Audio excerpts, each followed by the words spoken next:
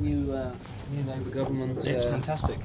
You haven't been in the country then since things changed politically? No, it's like we get dispatches. We get articles sent to us by friends and whatever, so it's hard to keep in touch really, but it seems like a lot has changed since we left. A lot of change in Ireland, of course, since the election there only just a week or two ago. Yeah, I'm still trying to get my head around what's going on there.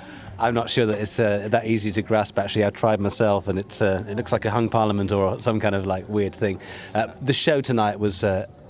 It's a very strange thing because, you know, all of us who are music fans have been to gigs all our lives, and I was standing with people who've been to see everybody from REM to, of course, your previous tours, and all of us pretty much en masse looked at the very beginning. We just looked at each other and said, my God. And this is obviously what you hope to achieve, apart from playing these great songs. It is to make people say, this is something special. Yeah, well, if you're going to have the audacity to put on a show in a stadium, you're going to have to do something, I think, pretty special. These venues, they demand something different. You can't just show up and just play your songs with a few lights and hope that it, you know, works for somebody at the back of the building. It's just not going to work. So, yeah, I mean, we set our sights on doing something, you know, different and hopefully something special. And I think it has come through. It's pretty mind-blowing. I mean, I see the videos, so I don't get even the sense of scale, but I think we're touching on something that no one's ever done before, and that's an exciting feeling. You know, people before said that there were, you know, the last tour, Zooropa was, or, you know, Zoo TV, or wherever it was in the world, was the ultimate tour, but you seem to be able to take this leap every time. Are you confident that you'll be able to do it again? Or at this point into this tour, probably a fifth of the way through these 100 dates, is that something that's too scary to contemplate? I think we're really very much caught up in what we're doing right now, and thoughts of where we're going to go next are like, you know, I'm not even halfway close to starting to think about the next thing. We're really excited about this, and we feel like we can push it further. It's got to a really good place for now. It's like we've got where we hoped it would get, and now we feel like, okay, where can we push it that's even further? And that's going to take a while. I'm sure that this show, just like with Zoo TV, will be building and changing right up to the last performance, and that seems to be the way we work. It keeps us interested, and it's just, you know, the momentum that you start to develop on the road. It's important to kind of keep the creativity going and keep new ideas coming in all the time, or else it starts to get into that awful thing of, you know, you're doing the same show every night for a year and you go brain dead after a while. So that's how we do it. You know, we build 100-foot screens and you know, 40-foot lemons and whatever, and just go out there. And when you go as far out there as we've gone on this, you know, it's either sink or swim. And if you actually manage to get through it, you're probably going to end up with something pretty amazing. It's the fantastic sense of irony and confidence that you have. I mean, I've met a lot of people in my time, but you all have, and I'm sure it's the Irish thing. I'm sure that you've been doing it for some time. You all have a real sense of perspective about this, because you know it's the show, but it's also really important. But you kind of get the irony is really still there. Well, if you can't have you know, a sense of humour about doing something like this, then you're missing the point. And we've really tried with the show to hang on to a good sense of humour in it, because it's, you know, there's a lot out there that's kind of serious, but you can't take it seriously. You've got to be able to have a laugh with it, and we certainly are on this tour. The serious bit is how well you performed and how well it went and what could you improve. Let me ask you this question, though. The old songs, the ones that you kind of have to do because you know that people who've been with you for as long as the band's been making hit records or making albums want to hear, they stand up in this stadium environment as well as just as well as the songs from pop. Now, presumably when you write songs, you know that they're going to go straight into a stadium. There's no question of a song going into the environment that they would have done when, for example, you wrote I Will Follow. Isn't that something that is quite odd to get your head around? Well, it's funny.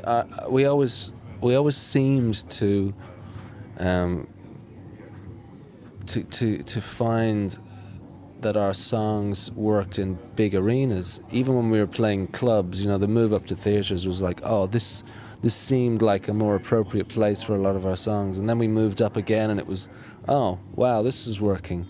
And so now we're in these huge stadiums, and I would say that some of the old songs really, really make sense in these venues. When we're working on songs for a new album, we tend not to try and second guess ourselves too much about what's going to happen when we play them live.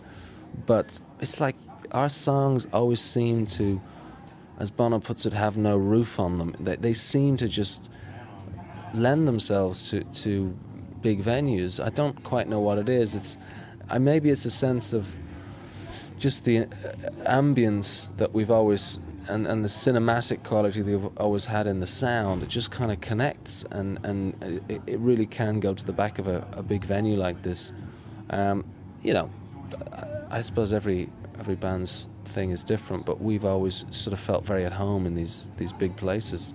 It's hard to really explain why, but it's the truth. Is America like home from home for you? Because you seem, I mean, apart from the Irish connection to America, you seem very at home here. What you do and how you do it seems somehow extremely right here. More right perhaps than even in Europe, which is much closer to home. Well, it's difficult for us in some ways because you know, Europe and America are so completely different, but we definitely feel like we've got one leg in each camp, so to speak. We actually had success in America at the same time as we did in Europe. There wasn't this thing that a lot of bands have to deal with, where they're very successful in one place and then, you know, suddenly find themselves playing small clubs, trying to do well in the other territory. But so we're kind of trying to bridge this gap all the time, and I think that's probably an Irish thing because of the position that Ireland has, which is on the fringe of Europe and kind of the first stop that you get to coming from America. It's kind of spiritually and psychically in between America and Europe, and it's that attempt to reconcile both, which I think sometimes is a good tension in our music. You know, we've always loved you know, what's going on in the UK and in Europe, because, you know, it seems that a lot of new ideas seem to emanate from music from Europe and the UK.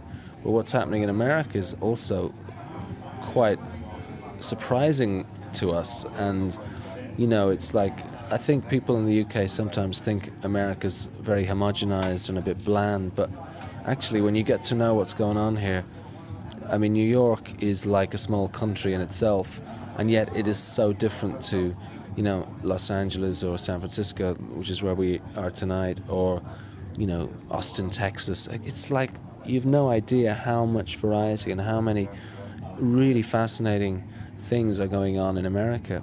And for us, it's like whenever we come here, it's a huge culture shock because it's really different, obviously, to Ireland, and it takes us a while to acclimatise. But once you really start to see what's going on, there's always shit to learn. There's always, you know, things to figure out and take home. And, you know, we're constantly dealing with the two locations, and I think in some ways that's why, you know, why our songs, which are in some ways not necessarily so commercial, you know, that's why they have a resonance for people, is because there's a lot that we're trying to achieve in our records. We're trying to bridge a lot of, you know, chasms in our music.